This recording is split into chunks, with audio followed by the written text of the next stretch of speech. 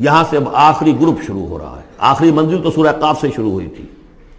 چھٹا گروپ مکی اور مدنی صورتوں کا یہاں ختم ہو گیا. 7 صورتیں حسین ترین صورتیں قرآن کی. وہ پہلی 7 صورتیں تھیں: سورہ قاف، سورہ ذاریات، سورہ طور، سورہ نجم، سورہ قمر، سورہ رحمان، عروس القرآن، پھر سورہ واقعہ. پھر یہ 10 صورتیں آ گئیں: سورہ حدید، سورہ مجادلہ، سورہ حشر، سورہ ممتحنہ، سورہ صف، سورہ جمعہ، سورہ منافقون، سورہ تغابن، سورہ طلاق، سورہ تحریم.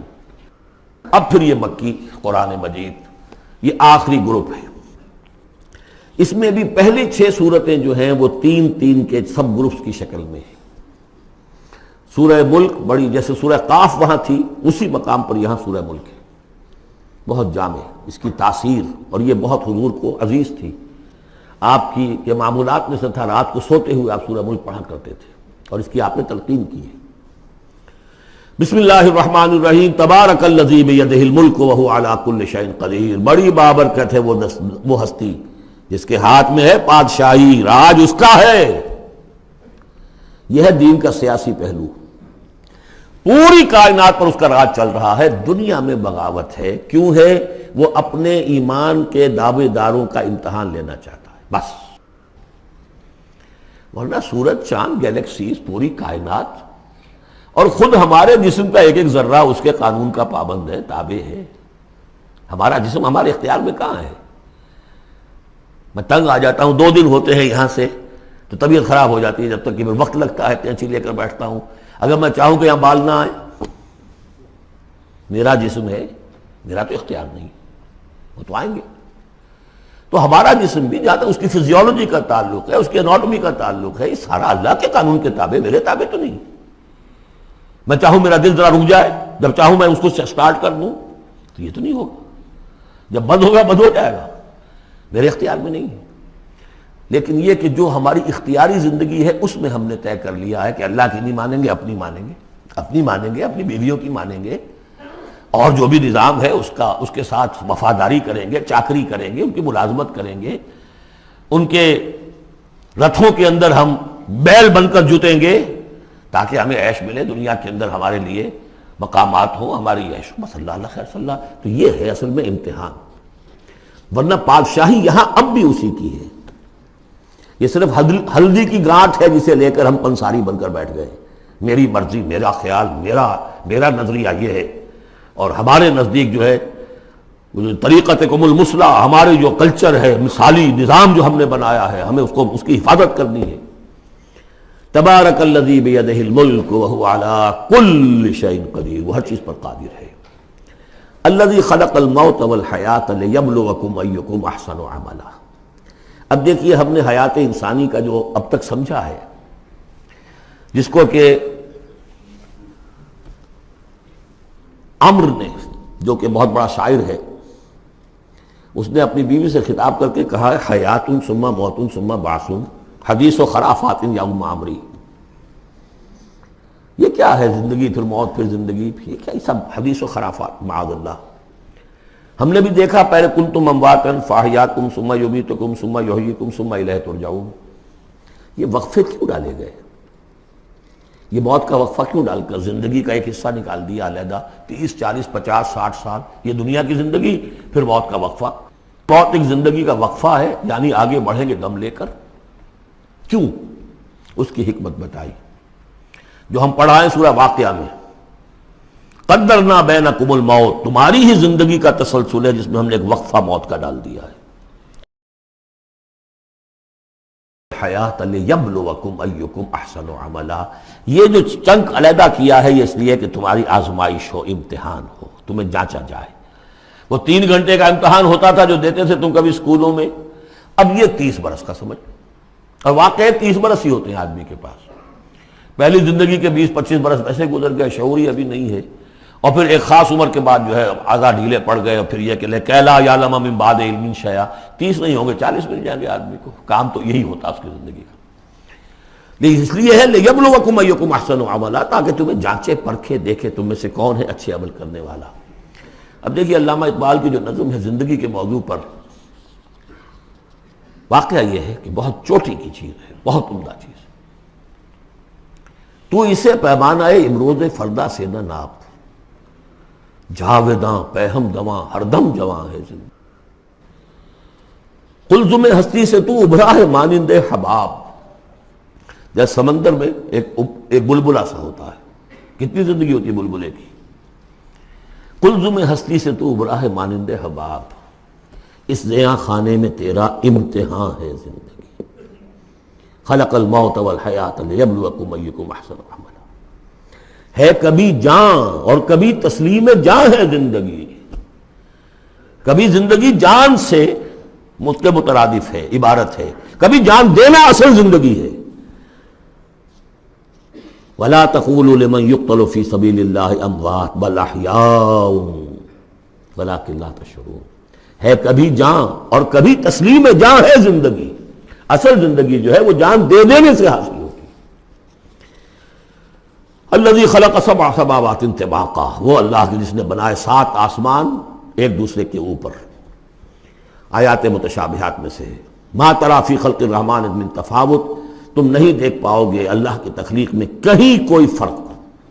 اتنا محکم نظام ہے، اتنا محکم نظام۔ کیا کسی سائنسدان نے آج تک یہ بھی کہا کہ تخلیق میں یہاں نقص ہے؟ کسی نے کہا؟ زوالوجی کی فیلڈ میں یا باٹنی کی فیلڈ میں یا کسی اور فیلڈ میں، جیولوجی کی فیلڈ میں، ایسٹرونومی کی، کسی نے کہا ہے؟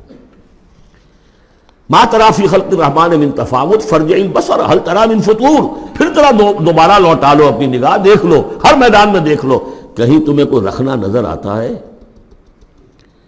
اگر یہ تخلیق کامل ہے تو کامل حقیقت میں کون ہے؟ اس کا خالق، اس کا باری، اس کا مصور۔ بس یہ نظر نہیں آتا۔ سائنسدان سب کچھ دیکھ رہے ہیں، ڈھونڈنے والا ستاروں کی گزرگاہوں کا اپنے افکار کی دنیا میں سفر کر نہ سکا۔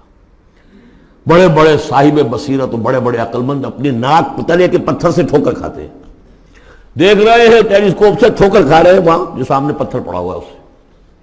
یہ ہو رہا ہے آج ہمارے ساتھ۔ سپر جیل کا بسرا کر رہے ہیں، پھر لوٹاؤ ذرا اپنی نگاہ کو 2 مرتبہ اور۔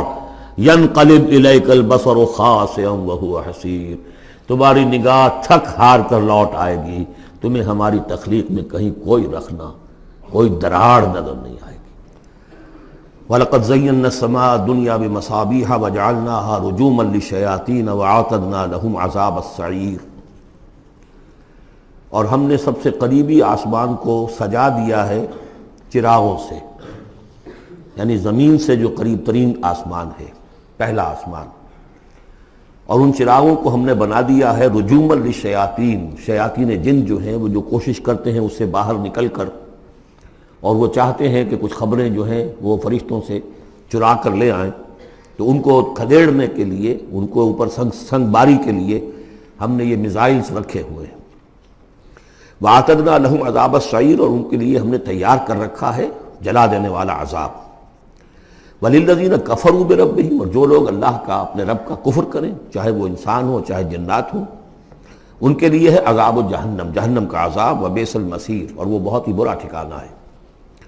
اذا القوا فیہا سمعوا لہا شہیقا وہی تفور، جب وہ اس میں جھونکے جائیں گے تو سنیں گے کہ وہ دھاڑ رہی ہوگی، اچھل کود رہی ہوگی، اس کا جوش و خروش ہوگا، جو سورہ قاف میں ہم نے پڑھا تھا کہ ہم اس سے پوچھیں گے هل امتلأت وتقول هل من مزید، وہ اور چاہے گی۔ جیسے کوئی بھوکا بھیڑیا ہو یا بھوکا شیر ہو اور اس کے آگے کوئی شکار ڈالا جائے تو جس طریقے سے وہ اس پر غرا کر آئے گا، تکاد تمیز من الغیظ، قریب ہوگا کہ وہ اپنے غصے سے پھٹ جائے۔ کلما القی فیہا فوج، جب کبھی بھی اس میں ایک فوج ڈالی جائے گی، یعنی یہ کہ ایک قوم کے بعد دوسری، دوسری کے بعد تیسری، وہ تو ہو رہا ہے، وہم یوزعون، ان کے درجہ بندی کی جائے گی، قوموں کا علیحدہ علیحدہ حساب ہوگا۔ سألہم خزنتہا، تو جو جہنم کے داروغہ ہیں وہ ان سے کہیں گے الم یاتکم نذیر، کیا آپ کے پاس کوئی خبردار کرنے والے نہیں آیا؟ قالوا بلا، وہ کہیں گے آیا تھا، کیوں نہیں؟ قد جاءنا نذیر، ہمارے پاس خبردار کرنے والا آیا، فکذبنا، ہم نے انہیں جھٹلا دیا تھا۔ وقلنا ما نزل اللہ من شیء، اور ہم نے کہا کوئی شے نہیں اتاری اللہ نے، یہ تم خام خواہ کہہ رہے ہو کہ تم پر کوئی قرآن اترا ہے یا تورات اتری ہے۔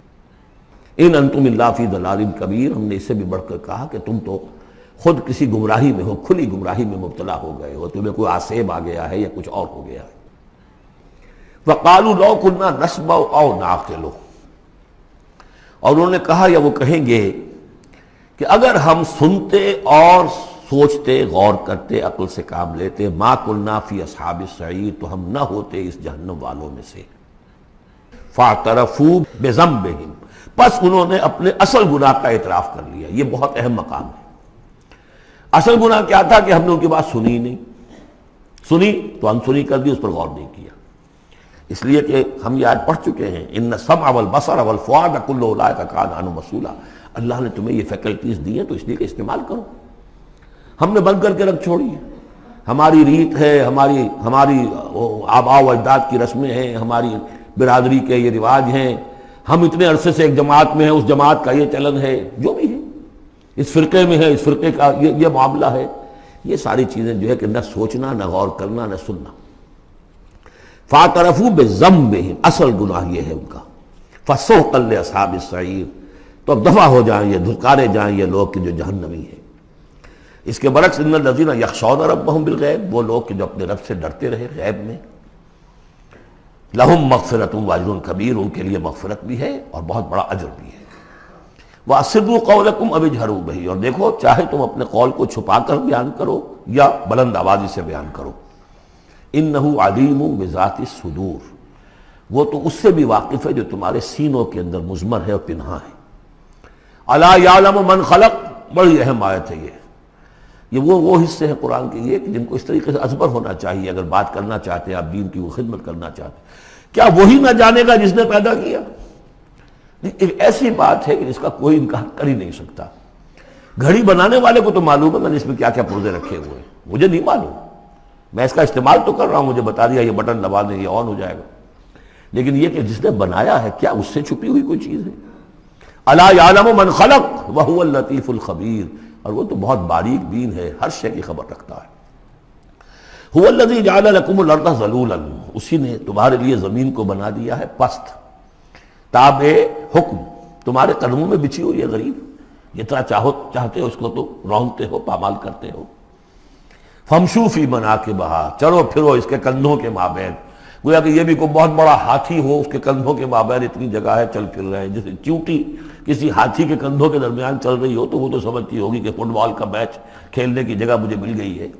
تو یہی حال ہمارا ہے، ہم جسے بہت وسیع سمجھتے ہیں کیا وہ کچھ بھی نہیں۔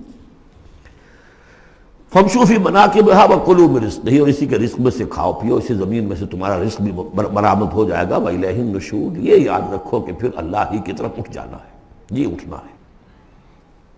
آمنتم من فی السماء ان یخسف بکم الارض فاذا ہی تمور، کیا تمہیں کوئی خوف نہیں رہا؟ بالکل تم نچنت ہو گئے ہو اس آسمان والے سے جو آسمان میں ہے کہ وہ کہیں تمہیں زمین میں خسف نہ کر دے، دھسا نہ دے، فاذا ہی تمور، جبکہ وہ لرزے، زلزلہ آئے، شق ہو جائے اور تم چلے جاؤ۔ ام امنتم من فی السماء ان یرسل علیکم حاصبا، کیا تمہیں کوئی ڈر نہیں رہا کہ اللہ تعالیٰ جو ہے وہ آسمان والا تم پر بھیج دے کوئی ایسا جھکڑ تیز آندھی جس میں پتھر چلے آ رہے جو بلٹس کا کام کرے اور میزائلز کا کام کرے۔ فَسَتَعْلَمُونَ كَيْفَ النَّذِيرُ، پھر تمہیں معلوم ہو جائے گا کہ میرا خبردار کرنا کیسا تھا، کیا اس کا نتیجہ تھا۔ وَلَقَدْ كَذَّبَ الَّذِينَ مِن قَبْلِهِمْ، اور یقیناً جو ان سے پہلے تھے انہوں نے بھی جھٹلایا تھا۔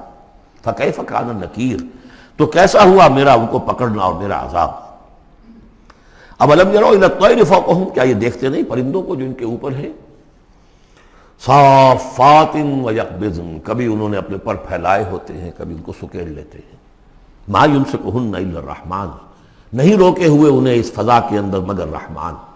انہ بکل شیء بصیر، یقیناً وہ ہر چیز کو دیکھ رہا ہے۔ یعنی جو قانون طبیعی ہے جس کے تحت وہ چل رہا ہے وہ تو اللہ کا بنایا ہوا ہے۔ امن ھذا الذی هو جند لکم ینصرکم من دون الرحمن، بھلا وہ کون ہے جو تمہارا لشکر بن جائے اور تمہاری مدد کرے رحمان کے مقابلے میں؟ ان الکافرون الا فی غرور، نہیں ہے یہ کافر مگر دھوکے میں آ گئے، بہکاوے میں آ گئے۔ امن ھذا الذی یرزقکم من امسک رزقا، پھر بھلا کون ہے وہ جو تمہیں رزق دے سکے اگر اللہ اپنے رزق کے خزانوں کو روک لے؟ بل لجوا فی عتو ونفور، نہیں یہ لوگ اپنی شرارت میں اور نفرت میں بہت آگے بڑھ گئے۔ افمن یمشی مکبا، یہ آیت بہت اہم ہے حکمت قرآن کے اعتبار سے، فلسفے کے اعتبار سے۔ افمن یمشی مکبا علی وجہہ اہدی امن یمشی سویا علی صراط مستقیم، دو انسانوں کا تصور کرو، ایک شخص وہ ہے کہ جو اوندھے منہ پیٹ کے بل گھسٹ رہا ہے، ایک وہ جو سیدھا کھڑا ہے، سیدھے راستے پر چل رہا ہے۔ کون ہوگا زیادہ ہدایت پر؟ اس میں نقشہ کھینچ دیا گیا ہے، جو لوگ حیوانی سطح پر زندگی بسر کر رہے ہیں صرف انسٹنکٹس کی وجہ سے زندہ ہیں، پیٹ معاشی جدوجہد اسی کے لیے زندہ ہیں، گھسٹ رہے ہیں اسی میں۔ وہ اس اوندھے پڑے وہ انسان کے معنی نہیں جنہیں آگے کا کچھ پتہ نہیں، آگے کہاں جانا ہے، وہ تو ان کے انسٹنکٹس انہیں چلا رہے ہیں، بالکل اینیمل لیول کے اوپر زندگی گزار رہے ہیں، اوندھے منہ۔ انہیں کیا نظر آئے گا راستہ کون سا ہے، کدھر جانا ہے؟ ایک شخص کھڑا ہے سیدھا، اپنی منزل اس نے معین کر لی ہے۔ یہ بالکل وہی فلسفہ ہے جو سورہ حج میں آ چکا ہے۔ انسان حقیقت میں وہی انسان ہے جس نے اپنا کوئی آدرش، کوئی نصب العین، کوئی مقصد، کوئی آئیڈیل زندگی میں بغیر کسی نصب العین کی زندگی گزار رہا ہے۔ ہی از این اینیمل۔ اولئک کالانعام بل ھم اضل۔ حیوانات جو ہیں یہ چوپائے، ان کی زندگی کا کوئی مقصد نہیں ہے، وہ تو اللہ نے ہمارے کام کے لیے پیدا کر دی۔ آپ انہوں کاٹوں گوشت کھائیں اور ان کی چڑوں سے جوتیاں بنائیں اور جی رہے ہیں وہ خالص انسٹنکٹس کے اوپر، ان کی جبلتیں ہیں، صرف جبلت کے تحت ہیں۔ انسان صرف حیوان نہیں ہے، اس میں کچھ اور ہے، اور اس کے لیے کوئی آئیڈیل۔ ضعف الطالب والمطلوب، جتنا اونچا آئیڈیل ہوگا اتنا ہی اونچا انسان جائے گا، لیکن جس کا کوئی سرے سے آئیڈیل نہیں وہ نرا حیوان ہے۔ آخر چوپائے بھی تو اسی طرح چلتے ہیں نا۔ افمن یمشی مکبا علی وجہہ اہدی امن یمشی سویا علی صراط مستقیم۔ سیدھا راستہ اور اس کی منزل معین ہے، مجھے ادھر جانا ہے۔ دنیا میں ہماری منزل اقامت دین، حقیقت میں زندگی کی منزل آخرت، رضائے الہی کا حصول۔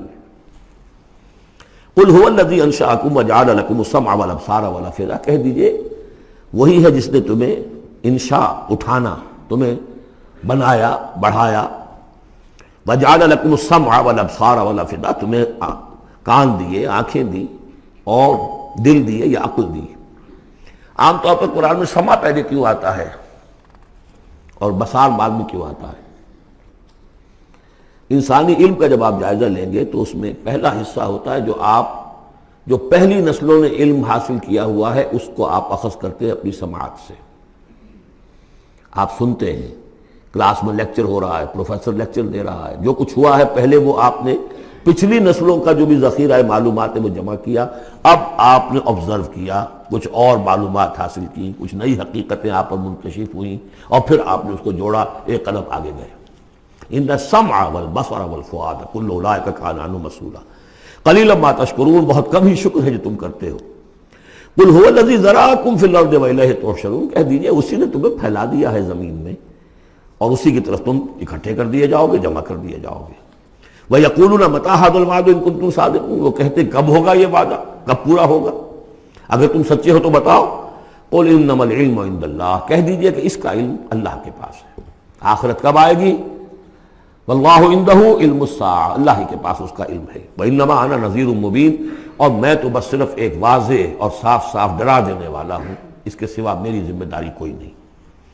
فَلَمَّا رَأَوْهُ زُلْفَةً، پھر جب وہ دیکھیں گے اس کو، قریب آ گئی، سیئت وجوہ الذین کفروا، تو ان کے چہروں کے حلیے بگڑ جائیں گے، برے ہو جائیں گے ان کے چہرے، ان کافروں کے۔ وقیل ھذا الذی کنتم بہ تدعون، اور کہا جائے گا یہ ہے وہ جس کو تم مطالبہ کرتے تھے کہ لاؤ اور لے آؤ جلدی سے۔ قل ارأیتم ان اہلکنی اللہ ومن معی او رحمنا فمن یجیر الکافرین من عذاب الیم، اے نبی ان سے کہیے دیکھو اگر مجھے میرا اللہ ہلاک کر دے، یا اور جو میرے ساتھ ہیں ان سب کو بھی ہلاک کر دے، یا اللہ تعالی ہم پر رحم فرمائے، سوال یہ ہے کہ تمہیں کون بچائے گا، کافروں کو کون بچائے گا عذاب علیم سے؟ ہمارا جو بھی ہو ہم ناکام رہ جائیں، تمہارے نزدیک ناکام ہو گئے، ہمارے نزدیک تو کوئی ناکامی ہے ہی نہیں۔ حل تربصون بنا الا احدی الحسنیین، دو اعلیٰ صورتیں ہیں، ان میں سے تیسری کوئی صورت ہے ہی نہیں۔ یا ہمارا رب ہمیں سب کو جام شہادت نوش کروا دے، کامیابی کامیابی، سب سے بڑی کامیابی تو یہی ہے، اور کامیاب ہو کر اگر واپس آ گئے تو تم بھی کہو گے کہ کامیاب ہے۔ لیکن تم سوچو کہ کافروں کو کون بچائے گا دردناک عذاب سے؟ قل هو الرحمن آمنا به، کہہ دیجئے وہ رحمان ہے، اس پر ہم تو ایمان لا چکے ہیں، وعلیہ توکلنا، اور اسی پر ہمارا توکل۔ نوٹ کر لیجیے یہ صورتیں جو ہے بالکل ابتدائی زمانے کی صورتیں ہیں۔ ابھی سمجھیے کہ یہ ابتدائی رد و قضا ہے، جس کی آخری شکلیں وہ ہیں جو سورہ انعام اور سورہ اعراف اور سورہ یونس اور سورہ ہود میں ہم دیکھا ہے۔ فَسَتَعْلَمُونَ مَنْ هُوَ فِي ضَلَالٍ مُبِينٍ، تو عنقریب تمہیں معلوم ہو جائے گا کہ کھلی گمراہی میں کون تھا، ہم تھے یا تم تھے۔ قُلْ أَرَأَيْتُمْ إِنْ أَصْبَحَ مَاؤُكُمْ غَوْرًا، ذرا ایک بات پر اور غور کرو، اگر تمہارا یہ پانی جو زمین کا ہے وہ نیچے اتر جائے، کبھی کبھی ایک دم بہت جو ہے ایک الارم ہو جاتا ہے کہ پانی کی سطح نیچے جا رہی ہے، بارشیں کم ہوئی ہیں، پانی کی سطح نیچے جا رہی ہے، کہاں سے لائیں گے پانی؟ وہ تو پھر بھی ابھی ایک حد تک ہی نیچے جاتی ہے، یہ پانی اور نیچے چلا جائے۔ فَمَنْ يَأْتِيكُم مِّن مَّاءٍ مَّعِينٍ، کون ہے وہ جو لائے گا تمہارے پاس وہ پانی صاف نتھرا ہوا پانی؟